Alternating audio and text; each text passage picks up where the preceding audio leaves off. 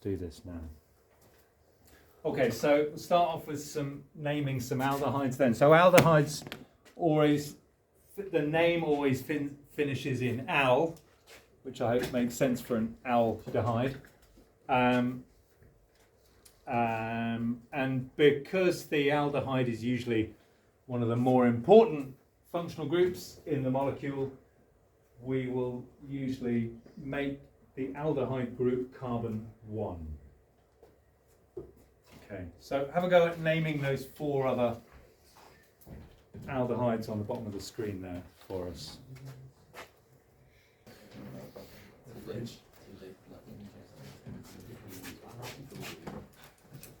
First one, Matty. First one, propanol. Depends what you describe as the first one, to be honest. No,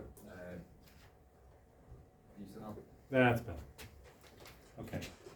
Just be really careful if you're if you're sort of person with slightly messy handwriting. Okay, that letter there is really important to distinguish butanol from butanol. Okay, we need to be able to see that letter. If we can't read it, it's wrong. Some cases, slightly untidy handwriting is okay, but not in the case of distinguishing aldehydes from alcohols. The second one here, Felix. 3,4-dichlorobutanol. Lovely. Yeah, so it has to be 3,4 because the aldehyde, as I said, defaults as carbon 1. So even though that kind of makes the numbers bigger, if it was just the chlorines, it would be 1,2, wouldn't it? 1,2-dichloro. But because the aldehyde is more important, and we'll talk about this priority. Aldehyde group has a higher priority than the halides. The third one with the hexagon on it. Anna, do you want to crack? Phenyl methanol. Nice and straightforward. Once you know that the benzene ring is pronounced as phenyl. And the last one, go on, Eddie. Butane 1,4-dial. Okay, do people hear the all-important letter E in Eddie's answer? Oh, it's just butane dial. Yeah, we don't need the numbers because the aldehydes have to be at either end of the molecule. What we need is that letter E there. Remember, 007 says di has an E in it. So every time you're using di for the major functional group, so diol, di-al, di-O8, di-oic acid, anything like that, it becomes butane. Okay. Tri has an E in it as well. It doesn't quite work as well there, does it? But it's still true. Yes? Does that hexagon circle in the middle, is that a phenyl group, is it? Is that its own functional group? Yeah, no, well, it doesn't really count as a functional group, it's just a large bunch of carbons, yeah. That's got a special name. Well, on its own, it's called benzene. Yes. When it's attached to something else, it's called a phenyl group. We will study it in its own right in topic 18 or something. Thank you. Okay, what topic is this? What topic is this? 16, I think. All right, let's do some ketones. Good luck with that.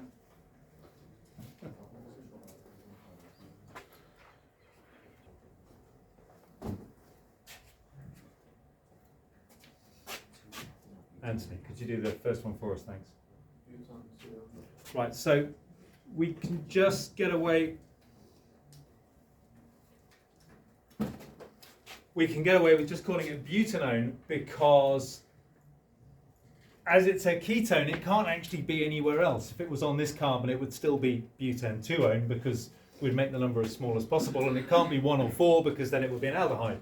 So butanone is fine, but butane-2-one won't be marked wrong because you're still using a correct IUPAC rule. You haven't made a mistake. It's just unnecessary. So that's okay. This is going to come up quite often, so it's important we know this. So if it's the molecule is a ketone, then what's that?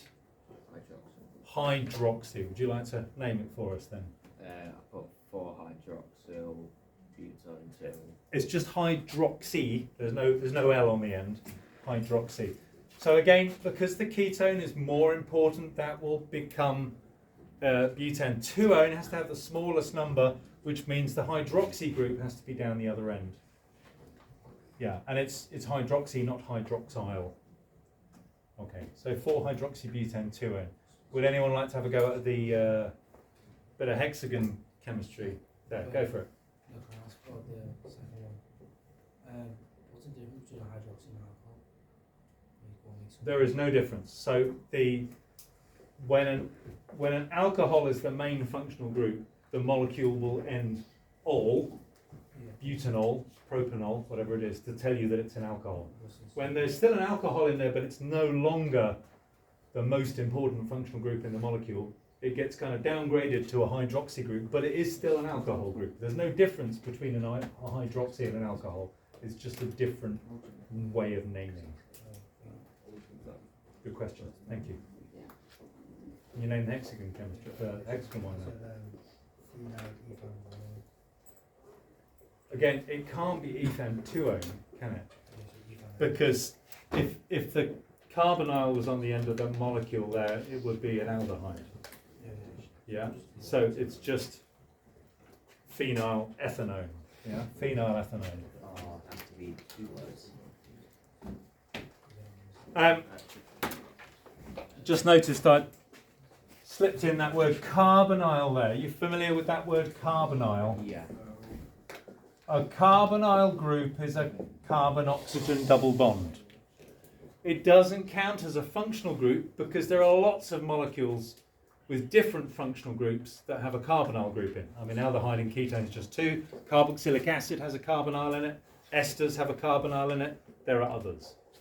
So we can describe C double bond O as a carbonyl group, but it's not a functional group. If the question in the exam is what is the functional group in this molecule, and you said carbonyl, you get it wrong. It's a ketone. Right, anyone have any idea for the last one? Go for it, Addy. 2-carboxybutanoic acid. Oh, that's not a bad shout. So carboxy is actually used for carboxylic acids. The good news is you don't need to know the name for this molecule. So when a ketone is not the primary group, you will not be asked to name it. You should still be able to talk about it and write, reactions of it, but you don't need to name it. I'll put it in there just because I really like its name. It's 3-oxobutanoic acid. And how can you not love a molecule that's named after a tasty flavouring product? Knock yourself out. Don't actually knock yourself out. Okay, so yes, it's cute and it's flavoursome, but you don't need to know it. All right, let's go back to oxidation now.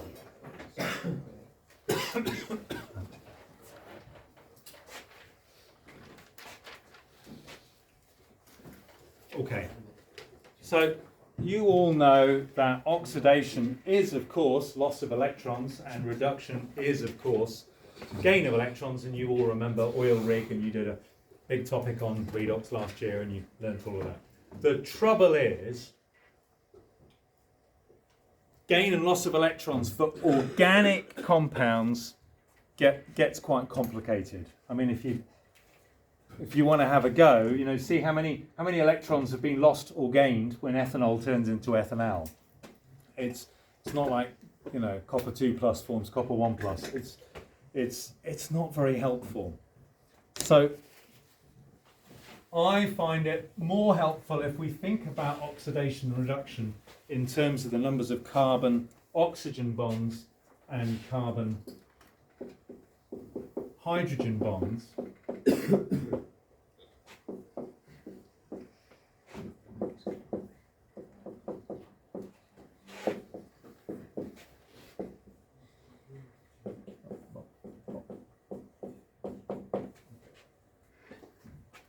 So when we're oxidizing, this is oxidation here, when we're oxidizing an alcohol, we're going from 1 carbon-oxygen bonds to 2 carbon-oxygen bonds. And we're taking 2 carbon-hydrogen bonds and making 1 carbon-hydrogen bonds. So we've got 1 carbon-oxygen to 2 carbon-oxygens, and we've got 2 carbon-hydrogens down to 1 carbon-hydrogens. And then going from an aldehyde to a carboxylic acid, we've gone up to 3 carbon-oxygen bonds, and we're now on 0 carbon-hydrogen bonds. I think that's an easier way of recognizing oxidation and reduction.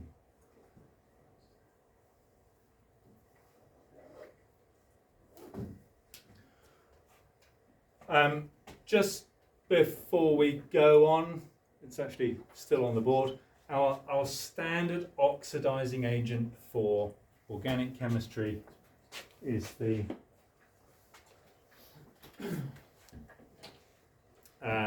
potassium dichromate. I've put sodium dichromate on the overhead. Of course, it doesn't. The sodium and potassium is not the important thing. It's the dichromate. But remember, when you're asked for a reagent, you must give the full chemical name. So dichromate doesn't count as a reagent. We can't get a bottle of dichromate. We can get a bottle of sodium dichromate or potassium dichromate.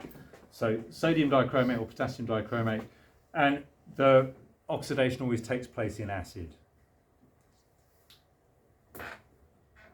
We might have a little refresher on some redox half equations at some point, but again, we're not going to be too interested in electrons for this.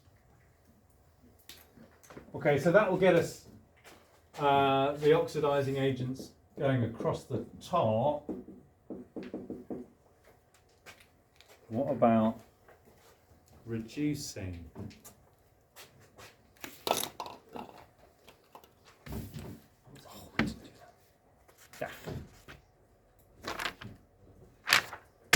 Didn't do polarimetry yesterday, did we?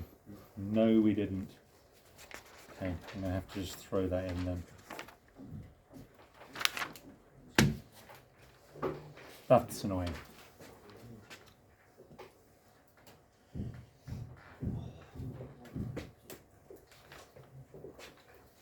Okay, so if we're oxidizing, obviously it makes sense to have an oxidizing agent with lots of oxygen in, because you're adding oxygen, you're increasing the number of carbon-oxygen bonds. If you're going in the other way, the other direction, if we're reducing, well, we're increasing the number of carbon-hydrogen bonds. So therefore it makes sense to have something with lots of hydrogen in. And you might think, well, acid has lots of hydrogen, all those hydrogen ions. It's a good source of H+. The trouble is H+ won't do it. And the reason why is here. If we think about our aldehyde, I want to put a hydrogen on there, don't I? On that carbon. Well, what do we know about that carbon? You know, in terms of mechanism, being next to an oxygen.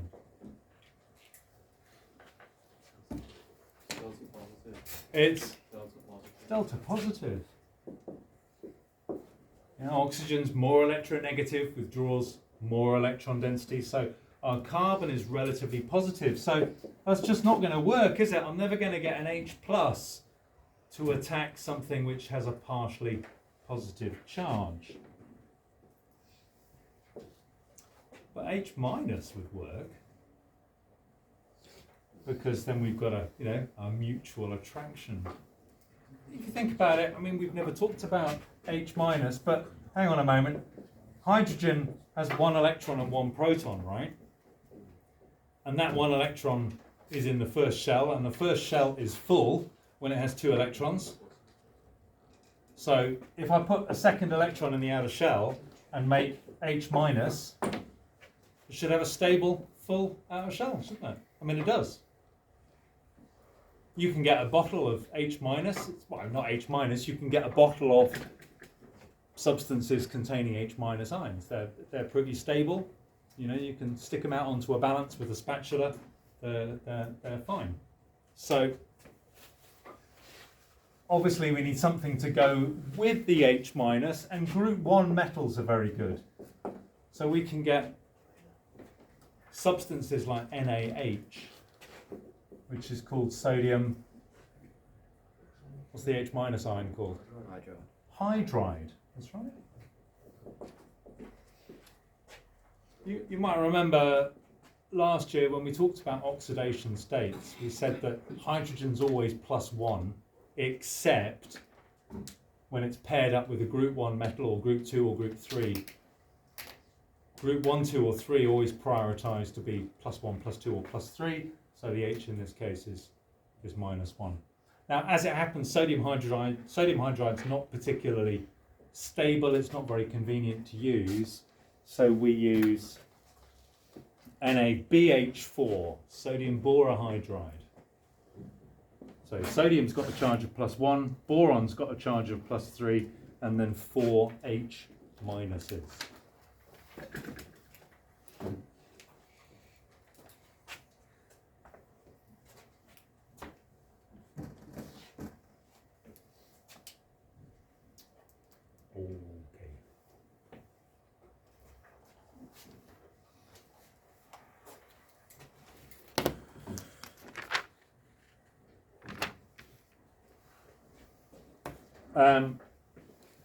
H minus attacking our carbon will give us a new mechanism, but I don't want to go down that particular path today. We're going to leave that for another lesson for two reasons. Partly because I need to finish up the story of oxidation and reduction, but mostly because there was a bit that we didn't do yesterday, which I forgot.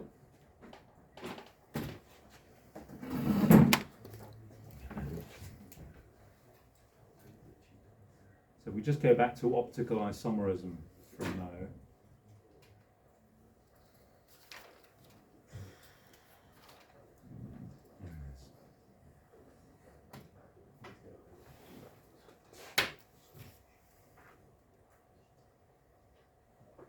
Okay, so we were talking yesterday about optical isomers, and some of the words, I'm going to put these words up on the board now.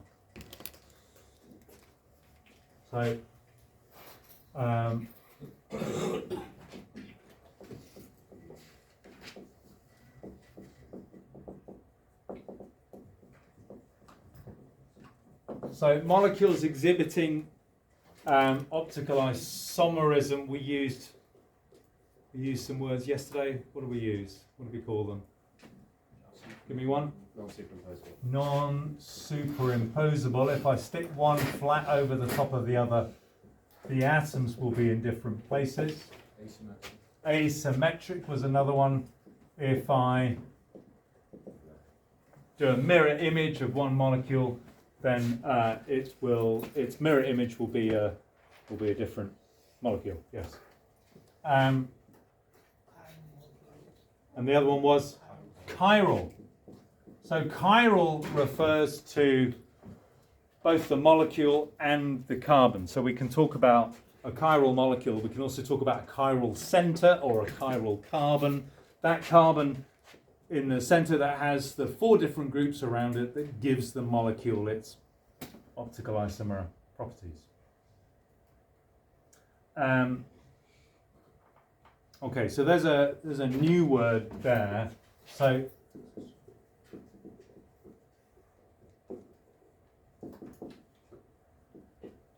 the isomers are known as enantiomers, which is a horrible word. I've made a special slide for it because it came up one year on the exam, and the question was draw the enantiomer for this molecule. Right? People were like, what? Draw a what? Because they just didn't know that particular word. They knew chiral and asymmetric and non-superimposable. They didn't know that word enantiomer. It's a weird word, but there we are. Chemistry's full of them. Is an enantiomer an optical isomer? carboxylic acids and ketones. I missed the last bit. What was the carboxylic acid bit? Is it just an optical item for like carboxylic acids and ketones? No. One optical isomer of any molecule is called an enantiomer. Just got to give the word enough space. Excuse me. Right. So this was the bit I forgot to do yesterday. You've seen this before. Yeah. It's in the topic booklet. It's impossible to draw on a whiteboard. So that's why I've put it in here.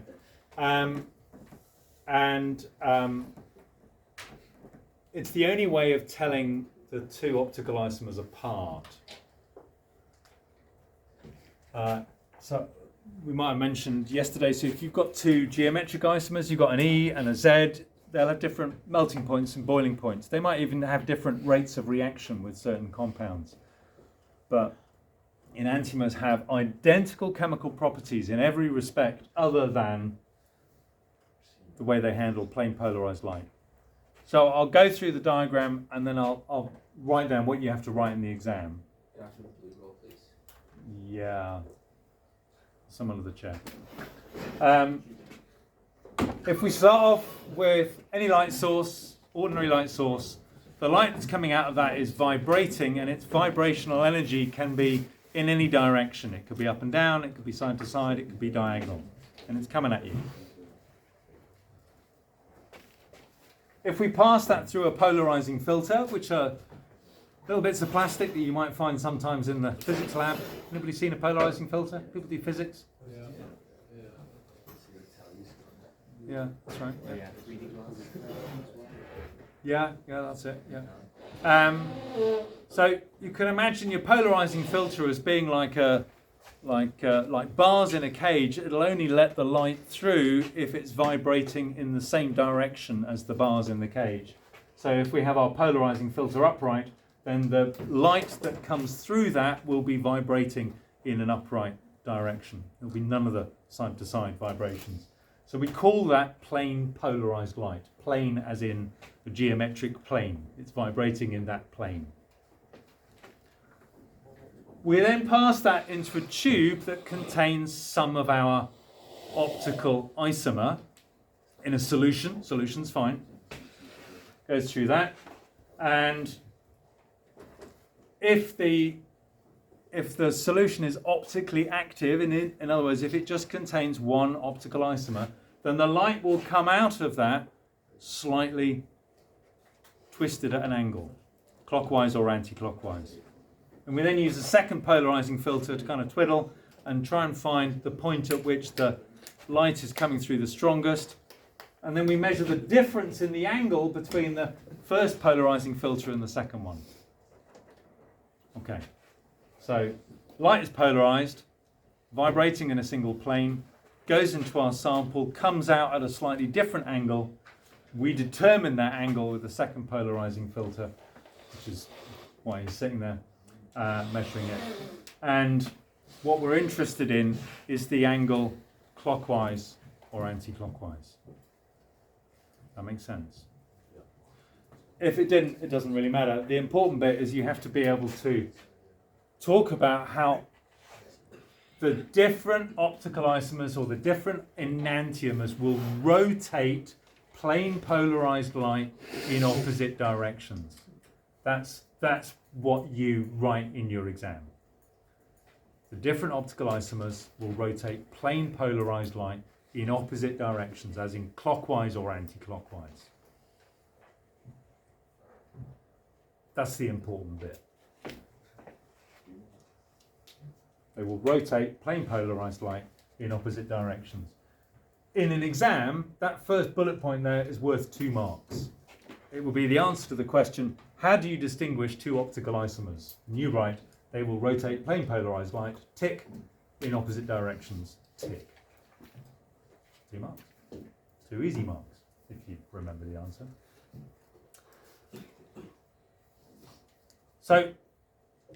the isomers get a label. If they rotate the light clockwise, they're plus isomers. If they rotate it anti-clockwise, they're minus isomers. And so just like E and Z, you know, you'll have whatever we have. What do we have? Plus lactic acid. It wasn't lactic acid, was it? And minus lactic acid.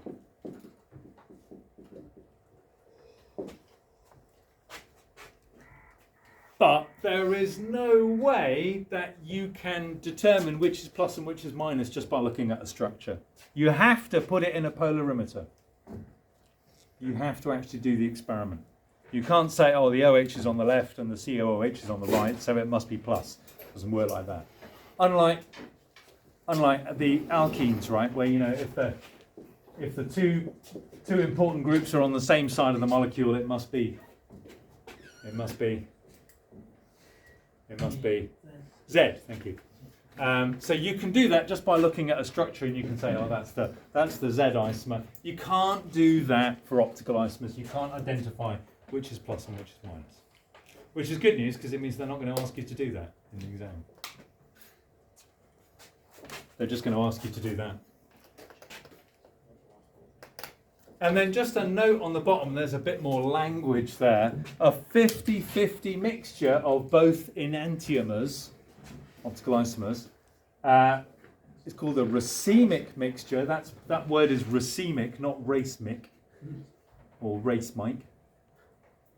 There's another word which is racemate. You know, the name of a racemic mixture is sometimes called a racemate. Again, it's not racemate. It's not someone who helps you keep your pace. It's just racemate. Will not rotate plane polarized light because you've got some of the sample kind of rotating it clockwise and some of it rotating it anti-clockwise. And if it's a perfect 50-50 mixture, they'll cancel each other out.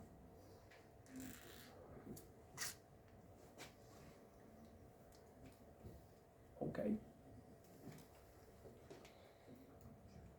That's the important bit. That first bullet point really. That's what they're going to ask you in the exam.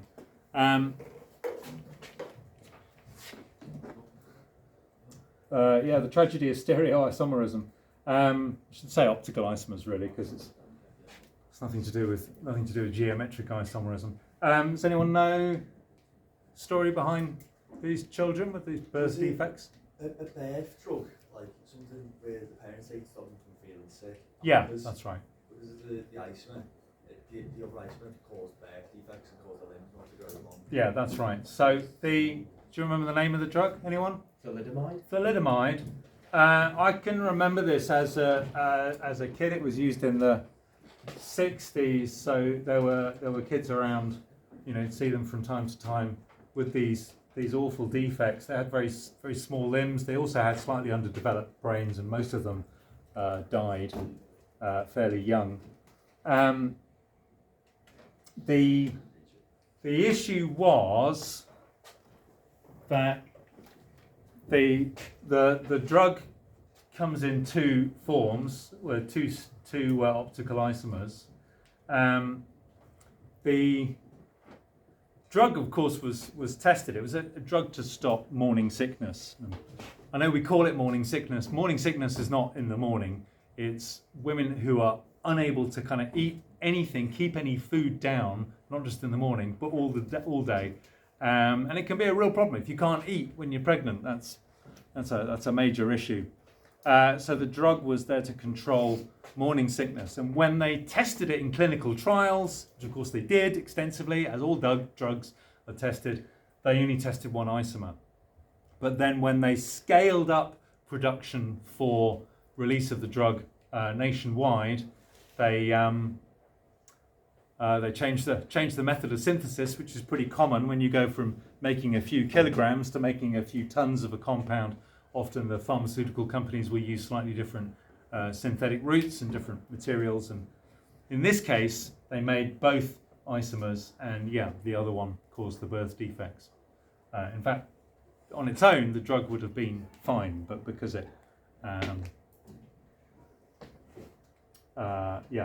because they were both there, that caused the problems. Yes. So something. Oh, yes. I was just going to explain the R and the S are another way of identifying optical isomers that you don't need to worry about.